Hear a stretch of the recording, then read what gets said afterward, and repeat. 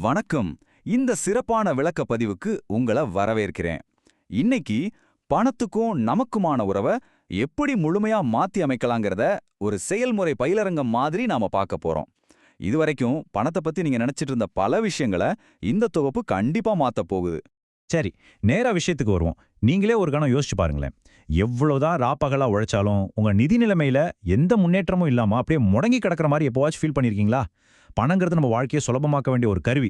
ஆனா நிறைய பேருக்கு அது ஒரு தீராத போராட்டமாவே இருக்கிறது ஏன்? இந்த முரண்பாட்டை பத்தி தான் இன்னைக்கு நாம ஆழமா அலச போறோம். இப்போ இந்த விஷயத்த கொஞ்சம் கவனிங்க.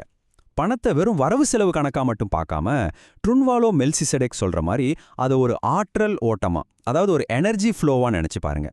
நம்ம உடம்பை இயக்குற பிராணசக்தி மாதிரி தான் பணமும். அதை ஓட விடாம தடுத்து நிறுத்துறது நமக்குள்ள ஒருவித ஆன்மீக நோயை உருவாக்குது.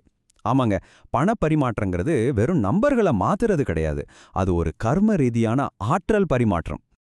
இன்னைக்கு நம்ம பார்க்க போற முக்கிய தலைப்புகள் இதோ. 1. மெட்டாபிசிக்கல் ஆற்றலா பணம். 2. ஆழ்மன பணத்தடைகளை கண்டுபிடிக்கிறது. 3. மூதாதையர் மற்றும் குழந்தை பருவ காயங்களை குணமாக்குறது. 4. நிதி தடைகளை நீக்க எடுக்க வேண்டிய நடவடிக்கைகள். 5. பரிசு பொருளாதாரத்துக்கு மாறுறது. மற்றும் 6. உங்க திறன்களோட உங்க வேலையை எப்படி இணைக்கிறதுன்னு பார்க்கலாம். பகுதி 1. மெட்டாபிசிக்கல் ஆற்றலாக பணம், செல்வத்துடனான நமது உறவை மாற்றியமைத்தல்.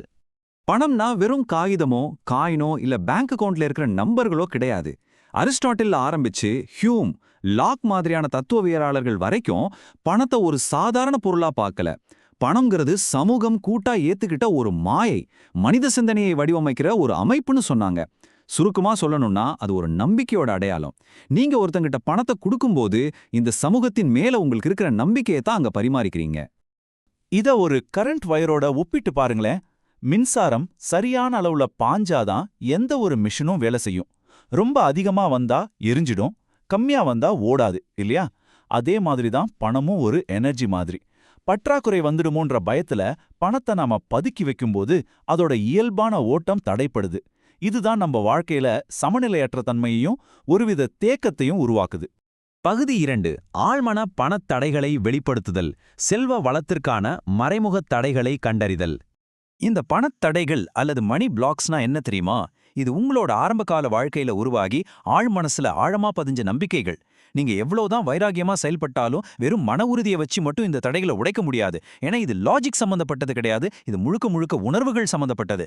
உங்களை அறியாமலேயே உங்க பொருளாதார முடிவுகளை இதுதான் இயக்குது. இப்போ உங்களுக்குள்ளே ஒரு கேள்வி கேட்டுக்கோங்க. உங்களாக ஒரு புது ட்ரெஸ்ஸோ பிடிச்ச பொருளோ வாங்கும் போது உங்களுக்குள்ள ஒரு கில்ட்டி ஃபீலிங் வருதா? இல்ல உங்க திறமைக்கு ஏத்த சம்பள உயர்வை கேட்கறதுக்கு தயக்கமா இருக்கா? நிலைமை சரியாகும்னு நினைக்கும் போது திடீர்னு பணத்தை இழக்கிறீங்களா? அப்படியானால் நீங்களும் இந்த பண தடைகளோட தான் வாழ்ந்துட்டு இருக்கீங்கன்னு அர்த்தம். பகுதி 3. மூதாதையர் மற்றும் குழந்தை பருவ காயங்களை குணப்படுத்துதல், நிதி தேக்கத்தின் ஆணிவேரை கண்டறிதல்.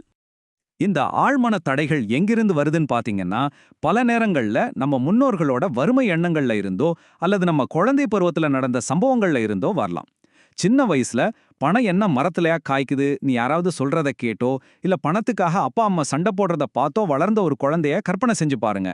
அந்த வார்த்தைகளும் காட்சிகளும் பணம்னாலே ஒரு ஆபத்துங்கிற உணர்வை மூளையில பதிவு செஞ்சிடுது. இதனாலதான் பெருசான பிறகும் பணம் வந்தாலே நம்ம மூளை ஒரு தற்காப்பு நிலைக்கு, அதாவது ஃபைட் ஆர் ஃப்ளைட் மோடுக்கு போயிடுது. இத சரி பண்ண சில பிரத்யேகமான தெரப்பிகள் இருக்கு. உதாரணமா ஃபேமிலி கான்ஸ்டலேஷன் தெரப்பி. இது மூலமா பல தலைமுறைகளா தொடரும் வறுமை எண்ணங்களையும் தடைகளையும் கண்டுபிடிச்சு சரி பண்ணலாம். அடுத்து இன்னர் சைல்ட் ஹீலிங். இது உங்களுக்குள்ள இருக்கிற காயம்பட்ட குழந்தை மனசை ஆற்றுப்படுத்தி நீயும் செல்வந்தனா இருக்க தகுதியானவன்லாங்கிற உணர்வை கொடுக்குது. அக்சஸ் பார்ஸ் தெரப்பி பாத்தீங்கன்னா உங்க ஆழ் மனசுல திரும்ப திரும்ப ஓடுற நெகட்டிவ் எண்ணங்களை ஆற்றல் ரீதியா அழிக்க உதவுது. பகுதி 4.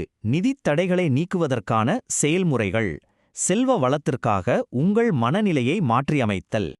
இப்போ இந்த தடைகளை உடைக்க என்னென்ன ஸ்டெப்ஸ் எடுக்கலான்னு பாப்போம். 1. உங்களை நீங்களே கவனிங்க.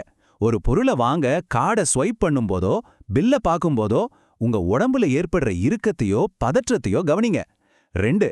சின்ன வயசுல பணத்தை பத்தி நீங்க என்னென்ன கேட்டீங்க, என்ன உணர்ந்தீங்கன்னு ஒரு நோட்ல எழுதுங்க. இதுக்கு பேர் தான் ஜர்னலிங். 3. தேவைப்பட்டா தகுந்த நிபுணர்களோட உதவியோட இந்த ஆழமான காயங்களை மெதுவா குணப்படுத்துங்க. இன்னைக்கே இதை ட்ரை பண்ணி பாருங்க. பகுதி 5. பரிசு பொருளாதாரத்திற்கு மாறுதல், உங்கள் வேலையை நோக்கமுள்ள கொடையுடன் சீரமைத்தல். இப்போ தனிமனித அளவை தாண்டி கொஞ்சம் பெரிய சிஸ்டம் லெவல்ல பார்ப்போம். சார்லஸ் ஐன்ஸ்டீன் முன்வைக்கிற கான்செப்ட் இது. இது எதை இவ்வளவு தெளிவா காட்டுதுன்னா, வட்டி அடிப்படையிலான இப்போதைய பணப்பொருளாதாரம் எப்படி நம்மள பற்றாக்குறையிலையும் கட்டாய போட்டிலையும் தள்ளுதுங்கிறத தான். ஆனா பழங்காலத்து பரிசு பொருளாதாரம் அல்லது கிஃப்ட் எக்கானமி அப்படி கிடையாது. அது பரஸ்பர ஆதரவு, நன்றியுணர்வு, சமூக பிணைப்பு அடிப்படையில செயல்பட்டது. உண்மையை சொல்லணும்னா மத்தவங்களுக்கு கொடுக்கறதுங்கிறது மனிதனோட இயல்பு. நம்ம சுவாசிக்கிற காத்துல ஆரம்பிச்சு நம்ம வாழ்க்கையோட ஒவ்வொரு நிமிஷமும் இயற்கையால நமக்கு கொடுக்கப்பட்ட ஒரு இலவசமான பரிசுதான். இத முழுமையா உணரும்போது நமக்குள் இயல்பாவே ஒரு பெரிய நன்றி உணர்வும் அதை மத்தவங்களுக்கு திரும்ப கொடுக்கணுங்கிற ஆசையும் வந்துடும். பகுதி 6. உங்கள் திறன்களுடன் வேலையை இணைத்தல். போட்டி நிறைந்த வேலையை தாண்டி முழுமையை கண்டறிதல். இந்த பரிசு பொருளாதாரத்துல யார் அதிகமா மத்தவங்களுக்கு கொடுக்கறாங்களோ அவங்க தான் மிகச்சிறந்த செல்வந்தரா கருதப்படுறாங்க.